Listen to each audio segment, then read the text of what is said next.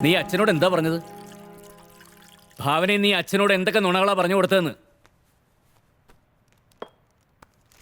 ഭാവന, നമ്മൾ ഭാര്യാഭർത്താക്കന്മാരായിട്ട് ഇതിനകത്ത് താമസിക്കുന്നിടത്തോളം കാലം നമ്മൾക്കുള്ളിൽ എന്തെങ്കിലും പ്രശ്നങ്ങളുണ്ടെങ്കിൽ അതൊക്കെ പരസ്പരം സംസാരിക്കാനും മനസ്സിലാക്കാനും കഴിയണം. പക്ഷെ കഴിഞ്ഞ കുറേ കാലമായിട്ട് നീ നിന്റേത് മാത്രമായിട്ടുള്ള ഒരു ലോകത്താണ് ജീവിക്കുന്നത്. നിന്റെ മനസ്സിൽ എന്താണെന്ന് അറിഞ്ഞാലല്ലേ എനിക്കതിനനുസരിച്ച് പെരുമാറാൻ പറ്റൂ. എന്റെ മനസ്സിൽ എന്താണെന്ന് അറിയാനും അതനുസരിച്ച് പെരുമാറാനും മനോജ് ശ്രമിക്കണമെന്നില്ല. ആ കാലമൊക്കെ പണ്ടേ കഴിഞ്ഞു. ഇതിനേക്കാൾ സങ്കടങ്ങൾ അനുഭവിച്ച കുടുംബങ്ങളില്ലേ, അവരെല്ലാം അതൊക്കെ അതിജീവിച്ചല്ലേ മുമ്പോട്ട് പോകുന്നത്. നിങ്ങൾക്ക് അതൊക്കെ പെട്ടെന്ന് മറക്കാൻ പറ്റുമായിരിക്കും. എനിക്ക് പറ്റില്ല മനോജ്, ഒരിക്കലും പറ്റില്ല. ഞാനെന്ന് പറഞ്ഞത് കേട്ടിരുന്നെങ്കിൽ എന്റെ കുഞ്ഞ്.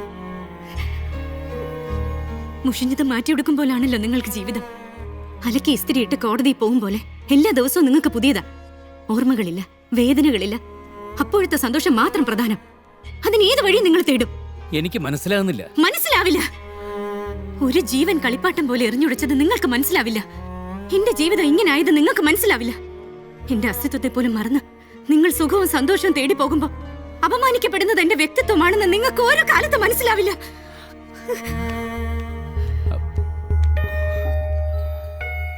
ഭാവന, നീ സംസാരിക്കുന്ന ഭാഷയാണ് എനിക്ക് മനസ്സിലാവാത്തത്.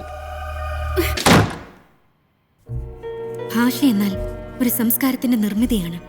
ഒരാളുടെ മനസ്സിന്റെ സഞ്ചാരം ഏതു വിധമാണെന്ന് അത് വെളിപ്പെടുത്തുന്നു. മിണ്ടരുതെന്ന് നാം ഒരാളോട് പറയുമ്പോൾ ആ വ്യക്തിക്ക് സംസാരിക്കാനുള്ള അവകാശത്തെ നിഷേധിക്കുക മാത്രമല്ല, അയാൾക്ക് മേൽ അധികാരം സ്ഥാപിക്കുക കൂടിയാണ് ചെയ്യുന്നത്. ഞാനിരിക്കുമ്പോൾ നീ സംസാരിക്കേണ്ടതില്ല എന്ന് ഒരു ഭർത്താവ് പറയും പോലെയാണ് ഞാനിരിക്കുമ്പോൾ നിങ്ങൾ സംസാരിക്കേണ്ടതില്ല എന്ന്.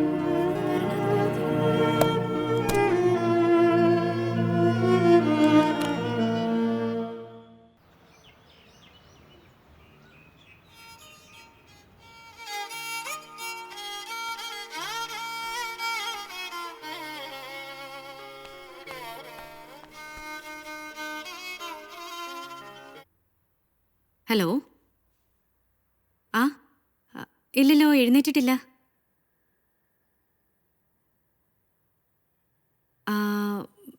ഞാൻ അങ്ങോട്ട് വിളിക്കാൻ പറയാം.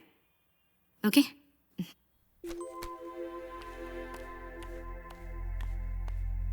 മനോജ്, മനോജ്, എന്താ ഇതൊന്ന് ഉച്ചവരെ ഉറങ്ങാൻ പോവാണോ? കോടതി പോണ്ടേ? മണി 8 കഴിഞ്ഞു. രാവിലെ തൊട്ട് മനോജിന്റെ ഫോൺ നിർത്താതെ അടിച്ചോണ്ടിരിക്കുകയായിരുന്നു. അവസാനം എന്താ, ഞാൻ ഇപ്പൊ അറ്റൻഡ് ചെയ്തു. ഓഫീസിൽ നിന്ന് പ്രീതിയായിരുന്നു. ഇന്ന് വിലാസിനി കൊലക്കേസിന്റെ വിചാരണ തുടങ്ങുന്ന ദിവസമാണ്. സാറ് നേരത്തെ ഇറങ്ങില്ലേന്ന് ഉറപ്പുവരുത്താൻ വിളിച്ചതാ. വേഗം ബ്രഷ് ചെയ്ത് കുളിച്ചു വന്നോളൂ. ഞാൻ ബ്രേക്ക്ഫാസ്റ്റ് എടുത്തു വെക്കാം. ഭാവന, എനിക്കൊരു സംശയം. ഇന്നലത്തെ നീയാണോ അതോ ഇന്ന് എന്റെ മുമ്പിൽ നിൽക്കുന്ന നീയാണോ? ഇതിലേത് നീയാണ് ശരിക്കുള്ള നീ? കടങ്കഥ ചോദിക്കാൻ നിൽക്കാണ്ട് കോടതിയിലേക്ക് പോകാൻ നോക്കും മനോജ്.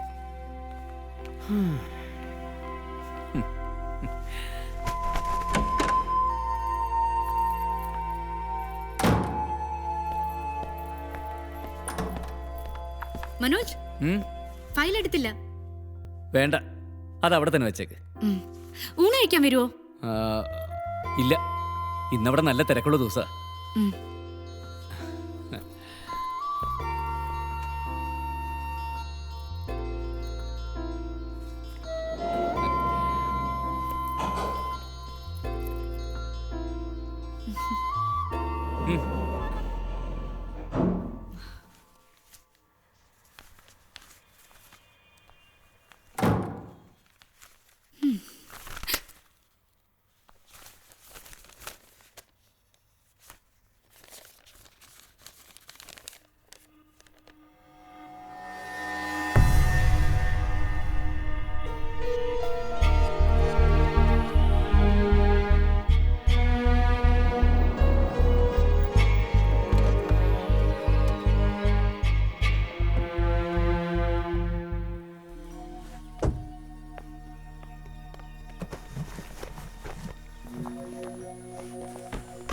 മായ,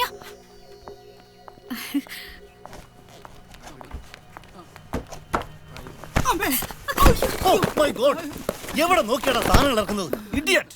ഈ തട്ടി താഴെ ഇട്ടിരിക്കുന്നതിന്റെ വാല്യൂ എന്താ നിനക്കറിയോ? സോറി സാർ, മാഡം അറിയാണ്ട് വന്നപ്പോ തട്ടിപ്പോ താഴെ വീണ് പോയാ. നിന്ന് വിസ്തരിക്കാതെ വേഗം പെരുക്കെടുക്കാൻ നോക്കൂ. I M so sorry. എല്ലാം നശിപ്പിച്ചു. മായെ കണ്ട് ഓടി ഓ, വന്നപ്പോ ഇത് കണ്ടോ?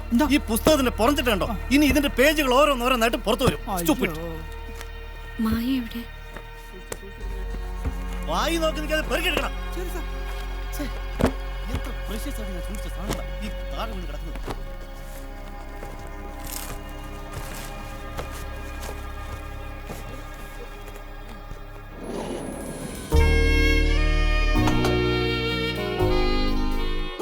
മായെ എടി നീയോ? ഞാൻ മോളിൽ കണ്ടു, എന്നിട്ടാ ഞാൻ താഴേക്ക് വന്നത്. ആണോ? ഞാൻ ഫ്ലാറ്റിൽ കുറച്ച് സാധനങ്ങൾ കൊണ്ടുവയ്ക്കാൻ പോയതാ. എത്ര കാലമായി നിന്നെ കണ്ടിട്ട്? എന്താ ഒരു കോണ്ടാക്റ്റും ഇല്ലാതെ പോയി? It's A long story.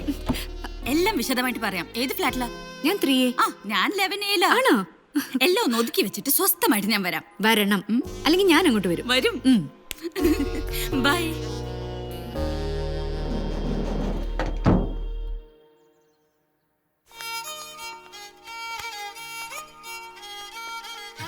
Sir, ഇന്ന് എവിഡൻസ് സ്റ്റാർട്ട് ചെയ്യുന്ന കേസിലെ അക്യൂസിന്റെ പെങ്ങളാ. ഓ, കേസിന്റെ ഡീറ്റെയിൽസ് വല്ലതും പഠിപ്പിച്ചു കൊടുത്തോ? രാജൻ എന്ന് പറയുന്നത് നിങ്ങളുടെ സഹോദരൻ, കൊല്ലപ്പെട്ടു എന്ന് പറയുന്നത് വിലാസിനെ. Am I right? എന്തുട്ട്? അല്ലല്ല, നിങ്ങളുടെ സഹോദരനായ രാജൻ കൊല്ലപ്പെട്ടു എന്ന് പറയുന്ന വിലാസിനിയുമായി വഴക്കുണ്ടാക്കുന്നതോ ദേഹോദ്രവം ഏൽപ്പിക്കാൻ ശ്രമിക്കുന്നതോ ടിയാൻ കൊല ചെയ്യുന്നതോ നിങ്ങൾ കണ്ടിട്ടില്ല. അതിനവനെ ആരും കൊന്നിട്ടൊന്നുമില്ല സാറേ. അതന്ന് ശരിക്കും അബദ്ധത്തിൽ പറ്റിയിട്ടുള്ള കാര്യമാണ്. അത് ഞാൻ കോടതി തെളിയിച്ചോളാം. അവിടെ എതിർഭാഗം വക്കീല് നിങ്ങളോട് എന്ത് ചോദിച്ചാലും ഞങ്ങൾക്കൊന്നും അറിയില്ല, ഞങ്ങളൊന്നും കണ്ടിട്ടില്ല, അത്ര മതി. സംഭവ സമയത്ത് നിങ്ങൾ എവിടെയായിരുന്നു?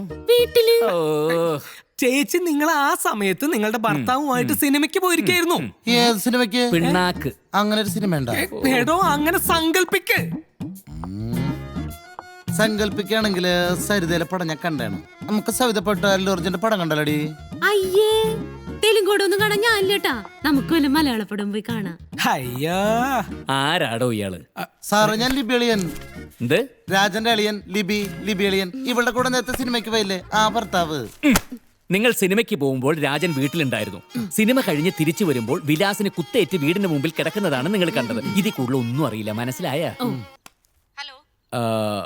നിങ്ങളുടെ പേരെന്താന്നാ പറഞ്ഞത്? രജനി. ഞാൻ നാളെ രജനിയുടെ വീട് വരുന്നുണ്ട്. സ്പോട്ടൊക്കെ ഒന്ന് കണ്ടുവെക്കാനാ. പിന്നെ രാത്രി കുറച്ച് ലേറ്റ് ആയിട്ട് എത്തും. ചുറ്റുപാടുള്ളവരൊക്കെ അറിയണ്ടെന്ന് വെച്ചിട്ടാ. രാത്രി അവിടെ തന്നെ ഉണ്ടാവില്ലല്ലേ? ഓക്കെ. അതിന് സാക്ഷി എന്ന് പറയുന്ന സ്ത്രീയുടെ വീട് കുറെ അപ്പുറത്തേക്ക് അങ്ങോട്ട് മാറിയിട്ടാണ്. എന്റെ വീട്ടിൽ എന്തുട്ട് നടന്നാലും അവരറിയാൻ പോണില്ല. ഒരു കുഴപ്പമില്ല. ഭാവന, ഞാനിവിടെ സീരിയസ് ആയിട്ടൊരു കേസിന്റെ ഡിസ്കഷനില്ല. പ്രത്യേകിച്ച് എന്തെങ്കിലും അത്യാവശ്യമായിട്ട്? രാത്രി ആരും ഇല്ലാത്ത സമയത്ത് കാണാൻ ചെല്ലാമെന്ന് പറഞ്ഞല്ലോ. പോകുമ്പോ 4756 രൂപയുടെ ആ സാരിയും കൊണ്ടുപോകാൻ മറക്കണ്ട. സാരിയെ?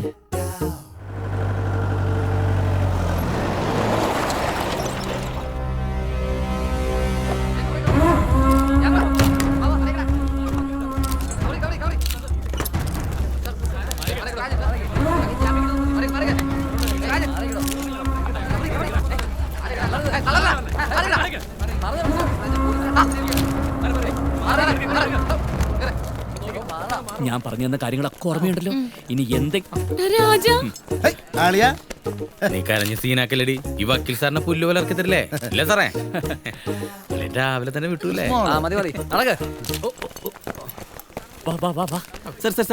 രാജന് ജാമ്യം ലഭിക്കുന്നതാണോ കരുതുന്നത്? അതൊക്കെ കോടതി തീരുമാനിക്കേണ്ട കാര്യങ്ങളല്ലേ. ഇങ്ങോട്ട് പാടാ നീ. അദ്ദേഹത്തെ വെറുതെ വിട്ടാരെ. പുള്ളി ഭയങ്കര തിരക്കുള്ള വക്കീലല്ലേ. എന്നോട് ചോദിക്കടാ, ഞാൻ പറയാം. എന്റെ ആളിനല്ലേ കൊലപാതകി. ഞാനല്ലടല്ല കണ്ടേന്ന്. വിളിച്ചു കൂവി കിട്ടുന്ന ജാമ്യം കൂടി ഇല്ലാണ്ടാക്കല്ലേ. ഇങ്ങോട്ട് മാറിയോ?